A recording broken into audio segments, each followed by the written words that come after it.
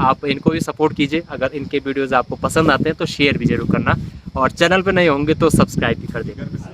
तो यही नारायण भगवान का मंदिर है और माता पार्वती भोलेनाथ का ये विवाह का स्थल है। तो आपने सुना ओम भद्रम कर्णैः शृणुयाम।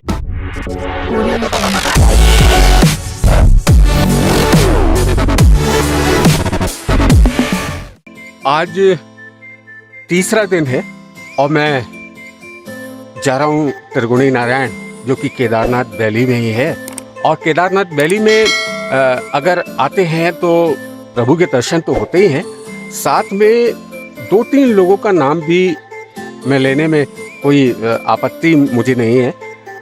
एक है त्रिगुणी नारायण के अनूप सेमवाल, एक है नमस्ते पहाड़ के हमारे छोटे भाई, और एक है गिरिया में ही आलोक राणा। ये 3 लोगों से मेरे मिलने का शेड्यूल है। इस समय मैं आ गया हूँ त्रिगुणी नारायण के बिल्कुल पास में। 8 किलोमीटर करीब रास्ता है जो अभी मुझे तय करना है। उसके बाद मैं इस रास्ते पर जाकर 8 किलोमीटर प्रभु भोलेनाथ के त्रिगुणी नारायण के दर्शन करूँगा।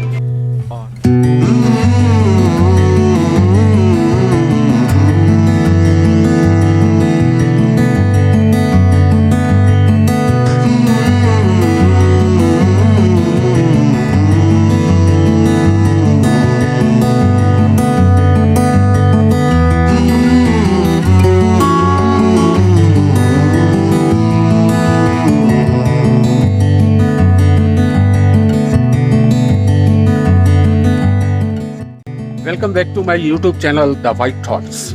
द वाइट थॉट्स से देखने वाले सभी दोस्तों का, आपके दोस्त संजय का नमस्कार, हेलो, सत श्री अकाल, जय भोलेनाथ। दोस्तों, आज के इस वीडियो में मैं आपको लेकर आया हूँ उस जगह जहाँ भगवान भोले की शादी हुई थी। बात कर रहे हैं त्रिगुणी नारायण की। त्रिगुणी नारायण में एक बहुत अच्छे यूट्यूबर अनूप सेमवाल से भी हमारी मुलाकात हुई है। वीडियो के बीच में आप उनसे भी मिलेंगे, मुलाकात करेंगे। बहरहाल आपको लेकर चलते हैं भगवान भोले के उस मंदिर में जिसे त्रिगुणी नारायण के नाम से।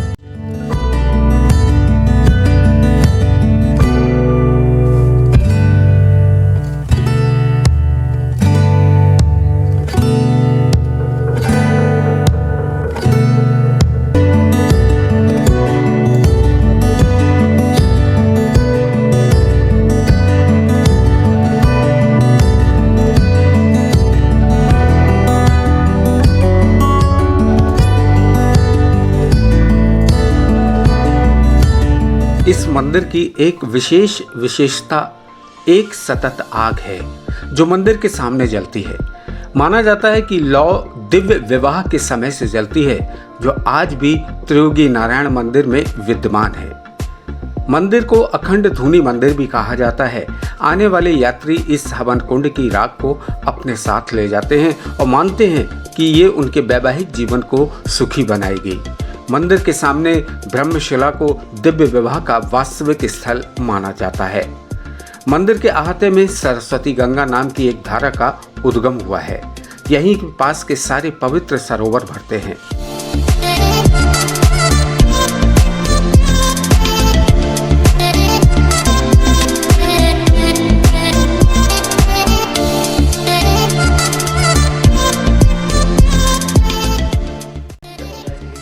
बोलो त्रियुगी नारायण भगवान की जय। यह स्थान का नाम है त्रियुगी नारायण।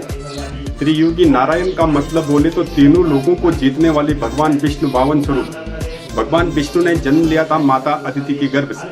तो यही नारायण भगवान का मंदिर है और माता पार्वती भोलेनाथ का ये विवाह का स्थल है। तो आपने सुना होगा जो दक्ष पुत्री हरिद्वार कंठल में सती हो गई थी। सती होने का उनका कारण था, राजा दक्ष ने जब यज्ञ ठहराया तो यज्ञ में सारे देवी देवताओं को बुलाया, लेकिन माता पार्वती और भोलेनाथ को नहीं बुलाने का कारण था जबकि स्वयं दक्ष के दामाद थे भगवान शंकर, लेकिन क्या था, उनसे घृणा करते थे। बागंबर पहनता, भस्मी रमाता, उगड़ी है, ढोंगी है। लेकिन राजा दक्ष को ये ज्ञात नहीं था ये तो देवों के देव महादेव भगवान है। तो जब माता पार्वती वहां पे बिन बुलाई जाती है तो वहां पे उनका अनादर होता, अपमानित होने के कारण वो अपने सारा सर्वस्व शरीर का बलिदान करके वहां हवन कुंड में भस्म हो जाती है। फिर से उनका दोबारा जन्म होता है पर्वतराज हिमांचल के घर में माता मैना की कोख से। तो भगवान नारायण को साक्षी करके राजा हिमांचल ने अपनी पुत्री का कन्यादान त्रियुगी का मतलब 3 युग के नारायण को साक्षी करके इसी स्थान में किया था। स्वयं ब्राह्मण भूमिका निभाई थी ब्रह्मा जी और ऋषि गर्गाचार्य जी ने। तो उस समय उन्होंने बहुमूल्य रत्न दान किए थे, सोना चांदी पन्ना हीरे मोती।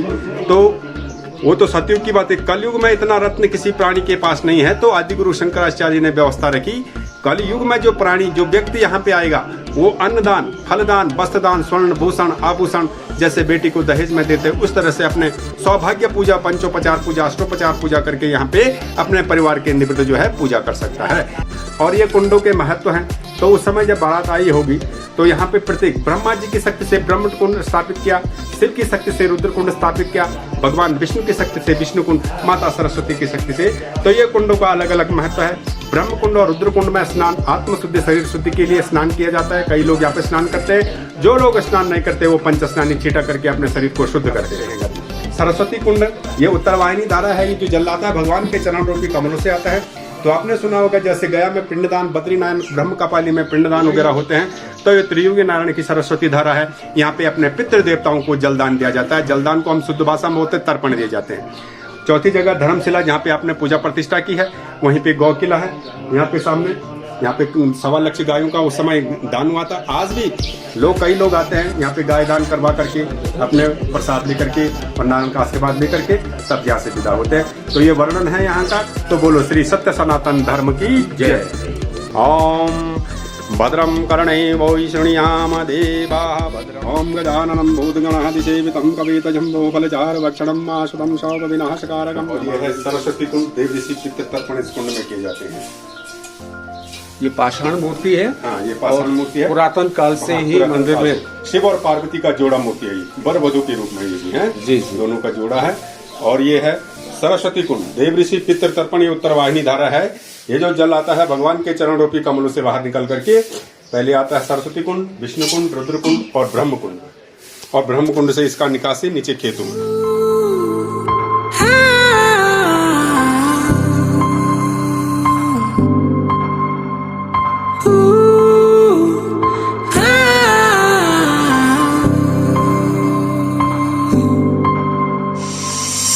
Getting hard, if it's getting too hard for you to keep running, maybe take a minute, slow down, you love it. दोस्तों बहुत दूर उन वादियों में हैं हम, जिन वादियों के लिए ये मेरे हाथ देखेंगे ये मेरे हाथ पे क्या बना है, टैटू मान लें या कुछ मान लें, ये मेरा दिल है जिसे मैं मरते दम तक अपने साथ रखूं। ये है हिल्स, ये वो हिमालय का जो मैंने प्रारूप या आकृति, रेखा चित्र जो भी कह ले, मैंने अपने हाथ पर ये बनवाया है। और इसका रीज़न ये है, मैं पहाड़ों से क्या करता हूँ, प्यार। और इस नेचर में बरेली से लगभग 600-650 किलोमीटर दूर मैं ऐसे स्थान पर हूँ जिसे त्रिगुणी नारायण के नाम से जाना जाता है। एक बाइक आपको दिख रही होगी, दिख रही है ना, वो उस साइड में वो बाइक है उस व्यक्ति की जिससे मिलने मैं बरेली से, परेशानियाँ नहीं कहूँगा, बहुत खुश था मैं अंदर से, उनसे मिलने आज यहाँ आया हूँ। और आज यहाँ आके जब मैं उनसे मिला, मुझे लगा ही नहीं कि वो इतने बड़े यूट्यूबर हैं। यूट्यूबर वो नहीं मानते कि मैं इतना बड़ा हूँ, लेकिन मैं मानता हूँ, क्योंकि उनका जो प्रेजेंस ऑफ माइंड, उनका जो बोलने का तरीका, उनका जो नेचुरल वे, उनका जो ज़मीन से जुड़ी हुई बातें। एक बेसिकली मैं आर्टिस्ट हूँ और वो भी आर्टिस्ट है। वो आर्टिस्ट कौन है मेरे साथ? यूट्यूबर हैं, यूट्यूब क्रिएटर हैं, वीडियो क्रिएटर हैं, आर्टिस्ट हैं, खेती बाड़ी करते हैं, लोगों से मिलते भी हैं। और ये बता दूं मैं, लेकिन उनसे मिलवाऊंगा ज़रूर, अभी नहीं, बस थोड़ा सा इंतज़ार करिए। ये थोड़ी सी झलक आ गई होगी आपको उनकी ये थोड़ा सा रोड है यहाँ आके, त्रिगुणी नारायण से आगे, आज़ादी के बाद ये पहली बार ये रोड जो आप देख रहे हैं ये पड़ रही है। एक गांव है आगे, तोशी गांव है, वहाँ तक आज़ादी के बाद ये रोड जा रही है। बहुत ही कठिन जीवन होता है पहाड़ों का। प्यार हम कितना भी कर ले, लेकिन यहाँ रहने वालों से जब हम बात करते हैं, यहाँ रहने वालों को जब हम देखते हैं, तो ऐसा लगता है कि बहुत सारी चीज़ें उनसे मिस हैं। चलिए मैं मिलवाता हूँ आज पहली बार अपने ब्लॉग में अनूप सेमवाल से। अनूप भाई नमस्कार। हाय, हेलो। नमस्कार आपके सभी दर्शकों को, प्यारी फैमिली। जी अनूप भाई, आज आपसे मिलकर खुशी तो अपार है, बहुत ज़्यादा खुशी है। अनूप भाई, यहाँ के विषय में थोड़ा सा बताएं। ये स्थान का नाम है त्रियुगी नारायण और भगवान शिव और माता पार्वती का विवाह स्थल है। और त्रियुगी नारायण की मान्यताएं तो बहुत सारी है। और यहाँ पे जब भी यात्रीगण कोई भी आता है, कोई भी टूरिस्ट आता है, तो वो इसी वे में आता है कि हमको हंसी वादियाँ दिखती है और भगवान श्री त्रियुगी नारायण के मंदिर के दर्शन होते हैं। और आपसे मिलकर बहुत खुशी हुई मुझे। पर्सनली बहुत सारे लोगों को मैं मिलता रहता हूँ, क्योंकि हमारा काम लोगों से मिलना है, बातचीत करना है। आपके जितने व्यूअर्स ये वीडियो देख रहे हैं, तो आप चैनल पे जब भी आते हो तो कंटेंट आपको किसी का अच्छा लगता है, किसी का बुरा लगता है, लेकिन मैं ये बोलूँगा कि जो आपको थोड़ा बहुत भी ऐसा लगता है कि एफर्ट कर रहा है, उसके लिए थोड़ा बहुत सपोर्ट जरूर रखना चाहिए। और ऑडियंस ही है जो प्यार बरकरार रखे, तो तभी एक किरदार बन पाता है किसी का भी।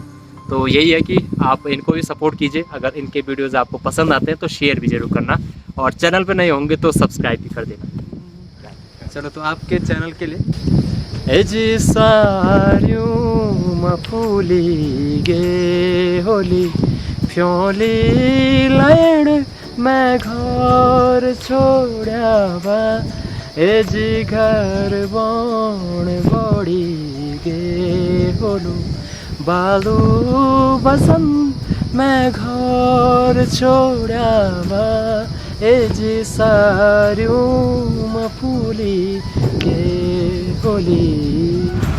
अनूप भाई से विदा लेने में थोड़े से पल बचे हैं। मैं इनको ज़्यादा से ज़्यादा कैप्चर करना चाहता हूँ जीवन में। ये माने ना माने, लेकिन मैं तो इनका पीछा नहीं छोड़ूंगा, क्योंकि अभी भी मैं इनके पीछे ही बैठा हूँ। और थोड़ा समय इनके पास भी है, मुझे भी कहीं और दूर जाना है, लेकिन इन्होंने जितना भी समय मुझे दिया मेरे लिए पर्याप्त था।